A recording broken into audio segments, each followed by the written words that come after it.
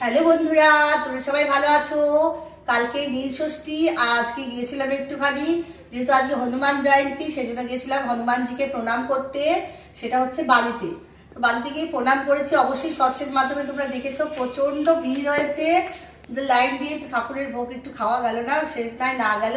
ওইখানে দর্শন করে চলে গেছিলাম বালি বাজারে, ওই হপ্তা বাজার বলে, সেখানে গেছিলাম, গিয়ে কতগুলো জিনিস কিনে নিয়ে এসেছি। আর একবার ট্রেন ধরে এদিক দিয়ে বাড়ি চলে এসেছি। তো তোমাদের দেখাচ্ছি, এটা হচ্ছে আমার বাড়ির ঠাকুরের জন্য এক লাড্ডু এনেছি, আর সকালে দিতে পারিনি। আর এটা হচ্ছে মালা, এটা ঘরের ঠাকুরের জন্য, ঠিক আছে। আর এখানে দেখো নীল ষষ্ঠীর জন্য নিয়ে এসেছি বেল। এখানে ক্যামেরাম্যান দেখো, এখানে পাকা পাকা 3টে বেল, 3টে কলা, 3টে বোটাওয়ালা আম। এখানে আছে ফুল, আকন্দ ফুলের মালা, 10 টাকা করে, 5টা 50 টাকা নিয়েছে, অনেক দাম। বেল পাতা, এখানে আছে কুচো ফুল, তুলসী পাতা। এখানে আছে দেখো ডাটা ভালোবাসি, খুব সুন্দর টাটকা সতেজ ডাটাগুলো নিয়েছি, ডাটা পেয়েছি। এখানে নিয়েছি দেখো আখের গুড়, এখানে নিয়েছি মিষ্টি। মেয়ে পেটে বলছি জল খাবি, ওর পেটটা গরম হয়, সর্দি কাশি হয়ে যায়, মিষ্টির জল আমরা খাবো। আর বড়ি আমি খুব ভালোবাসি, এই দেখো বন্ধুরা বড়িগুলো কত সুন্দর। এইটা হচ্ছে হপ্তা বাজার থেকে এই বড়িগুলো নিয়ে এসেছি, বেশ দাম আছে কিন্তু খেতে খুব ভালো, তাই নিয়ে নিয়েছি বেশি করে। কড়াইয়ের বড়ি, হিঙ্গের বড়ি আর কি।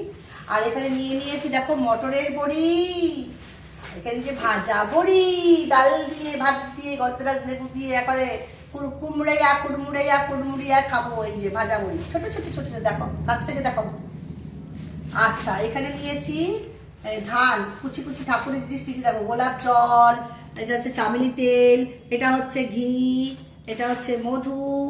আর এখানে আছে দেখো সুপুরি, হরটুকি, বেশি করে নিয়েছি কড়ি, এগুলো না পুজোতে লাগে, তো পুজোর সময় ধরুন লাগবে তখন এনে রাখলাম। ঠাকুরের কর্পূর, কালো তিল, এটা হচ্ছে গাঠি, হলুদের গাঠি, এখানে পোলতে, এখানে লাল সিঁদুর, এইটা লাল সিঁদুর, মেটে সিঁদুর, কালো তিল, এইসব নিয়ে এসেছি। আর এটা হচ্ছে ধান।